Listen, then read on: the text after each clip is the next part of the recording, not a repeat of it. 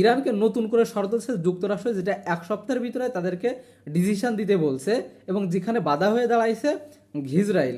এবং ইসরায়েল কি চায় এই যুদ্ধে আসলে, এবং কেন ট্রাম্প নতুন করে আবার নতুন যে প্রজেক্ট ফ্রিডম সেটা কেন বাতিল করলো, জানাবো সেই বিষয়ে।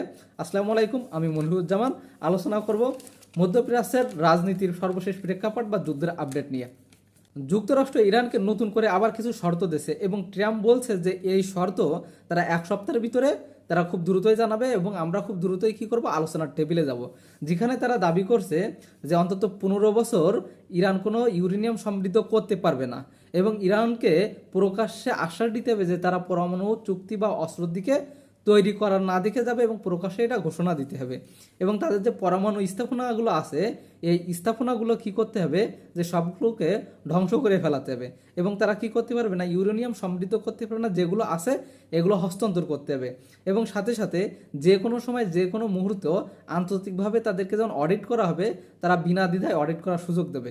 কিন্তু মনে হয় না যে ট্রাম্পের বা আমেরিকার শর্তগুলো ইরান মানবে। তার মানে যুদ্ধ আবার নতুন করে শুরু হওয়ার একটা সম্ভাবনা রয়েছে। ঠিক অন্যদিকে ইসরায়েল কোনো প্রকারের এই শান্তি চুক্তি চাচ্ছে না, কারণ ইসরায়েল চাচ্ছে যে এমন একটা শান্তি চুক্তি হোক যে শান্তি চুক্তিতে ইসরায়েল কি করতে পারে, যে কোনো সময় যে কোনো মুহূর্তে মধ্যপ্রাচ্যের যে কোনো দেশকে তারা যারা থ্রেট মনে করবে ঠিক সেই সময় আক্রমণ করতে পারে, এক। এবং দুই, তারা চাচ্ছে না যে ইরানের খালি পরমাণু না, ইরানের জন্য কোনো রকম কোনো অস্ত্র বা ধ্বংসাবশেষ কি না থাকে, অবশিষ্ট না থাকে, যে মাটির তলে হোক এবং মাটির উপরে হোক, সব কিছু যেন ডিস্ট্রয় করে দেয়, বা ইরান যাতে কোনো প্রকারের কোনো অস্ত্র তৈরি করতে না পারে।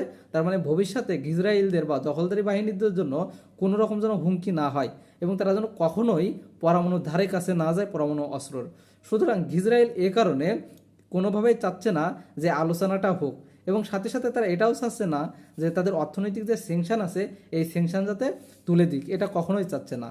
যদি এই চুক্তিগুলো হয় তাহলে ট্রাম্প বা যুক্তরাষ্ট্র কথা দিয়েছে যে তাদের অর্থনৈতিক যে স্যাংশনগুলো আছে সেটা ধীরে ধীরে খুব দ্রুতই কি করবে, যে তুলে নেবে, এবং ইরানকে একটা মোটামুটি সমৃদ্ধশালী একটা অর্থনীতিতে স্ট্রং করানোর জন্য তারা সাহায্য করবে। তবে ট্রাম্পের চুক্তি হয়তো বা শর্ত হয়তো ইরান মানবে না। তবে দেখা যাক সামনে কি হয়। তবে অপারেশন ফ্রিডম ট্রাম্প বন্ধ করতে বাধ্য হয়েছে, কারণ সৌদি এবং কাতার তাদের এয়ারবেস বা তাদের আকাশসীমা ব্যবহার করতে আমেরিকাকে কোনো রকম পারমিশন দেয়নি, যে কারণে আলটিমেটলি ট্রাম্প বাধ্য হয়েছে যে অপারেশন ফ্রিডম কি করতে, যে সংকোচন বা সমাপ্ত করতে। এবং সৌদির প্রিন্সের সাথে তার কথা হয়েছে ফোন আলাপে, কিন্তু তারপরেও তারা নেগোসিয়েশনে আসেনি। তারা কোনো প্রকারের এখন ইরানের বিরুদ্ধে জাতি চাচ্ছে না। ইরানকে বিশাল বড় ভয় পেয়ে গেছে কুয়েত এবং সৌদি আরব। তবে যাই হোক, যেহেতু তারা ভয় পেয়ে গেছে, মার্কিনদের সুযোগ দিচ্ছে না, তার মানে এই যুদ্ধ সামনে গড়ানোর সম্ভাবনা কোনো পসিবিলিটি নেই।